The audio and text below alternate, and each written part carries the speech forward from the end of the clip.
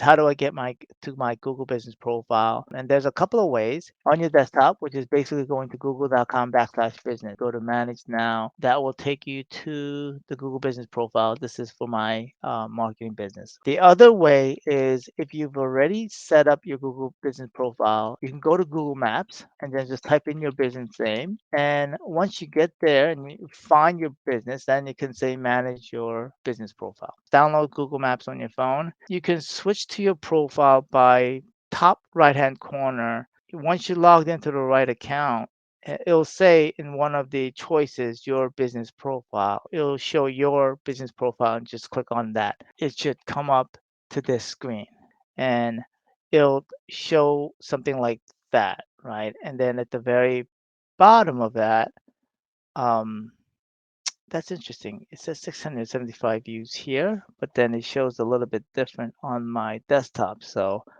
that's another thing I have to look into and see what the discrepancy is. Um, that's something I have to make a note of. And so if you see here, it says edit profile and all of those options that are available here, you would see it on your phone as well using the Google Maps